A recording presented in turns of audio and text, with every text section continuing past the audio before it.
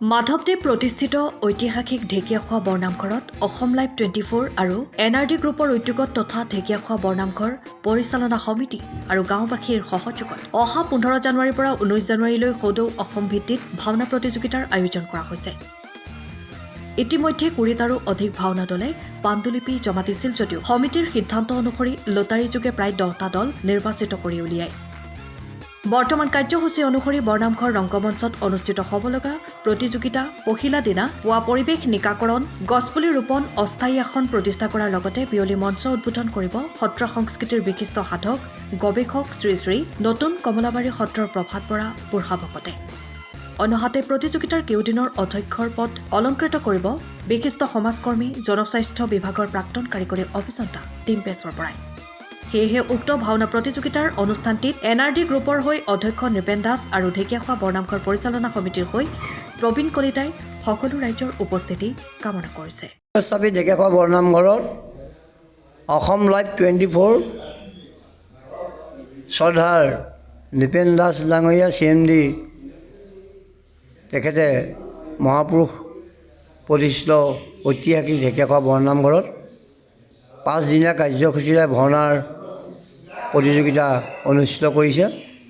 সদৌ ঢেকীয়াখোৱাবাসী ৰাইজৰ সহযোগত আৰু ঢেকীয়াখোৱা বৰনামঘৰৰ এটাকেইখন সমিতিৰ সহযোগত আৰু স্থানীয় অঞ্চলৰ ৰাইজৰ সহযোগত এই উক্ত কাৰ্যসূচীভাগ প্ৰভু ভগৱন্তই সফলভাৱে পৰিসমাপ্তি ঘটাবলৈ আমি ভগৱন্তৰ চৰণত প্ৰাৰ্থনা জনাইছোঁ।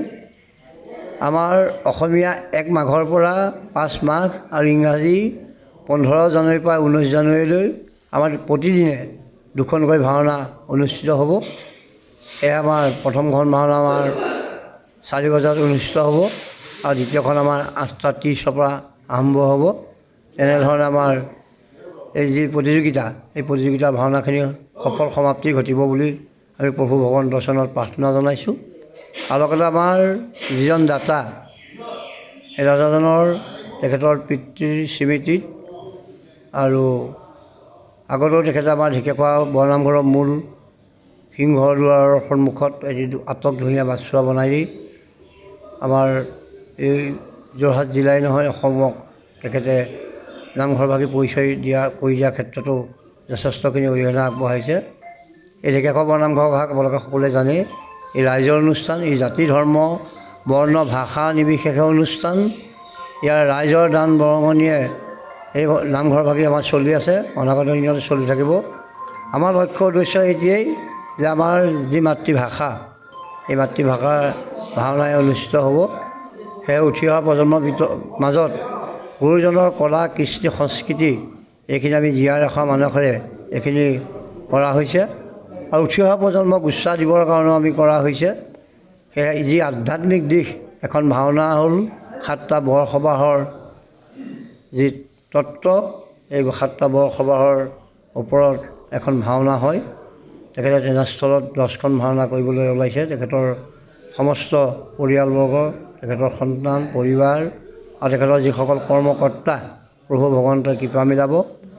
আমি কৈছোঁৱে যে এই জাতি ধৰ্ম বৰ্ণ ভাষা নিৰ্বিশেষে এভাগ অনুষ্ঠান, সকলো আহিব, সকলো আহি পেলাই সঁচ দিহা পৰামৰ্শ আমাক আগবঢ়াব আৰু সকলোৰে পৰা আমি যদি সহায় নাপাওঁ তেতিয়াহ'লে উক্ত কাৰ্যসূচী আমি সমাপ্ত কৰাত অসুবিধা হ'ব। সেয়েহে আমি এই অঞ্চলৰ ৰাইজকো আমি সাদৰে নিমন্ত্ৰণ কৰিছোঁ, সকলো আহক, সকলো আমি একেলগে থাকোঁ আৰু গুৰুজনৰ কলা কৃষ্টিসমূহ আমি উঠি অহা প্ৰজন্মৰভাৱে সংৰক্ষণ কৰি থৈ যাওঁ।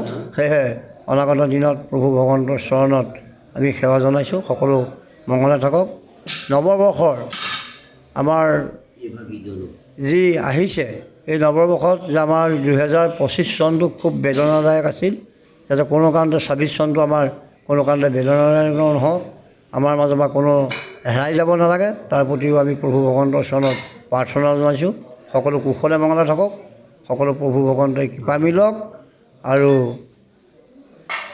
এই আহি থকা বছৰটোৱেই নহয় অনন্তকাললৈকে মানৱ জাতিৰ মংগলৰ কামনাৰ কাৰণে ঢেকীয়াখোৱা বৰনামঘৰে প্ৰতিদিনে নাম পাঠ আমি কৰি থকা হয়।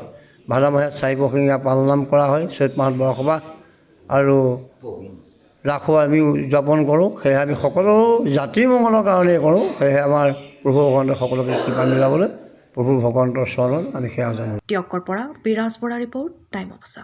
সময়ৰ খবৰ সময়ত পাবলৈ ফ'ল' কৰক টাইম অফ আছা।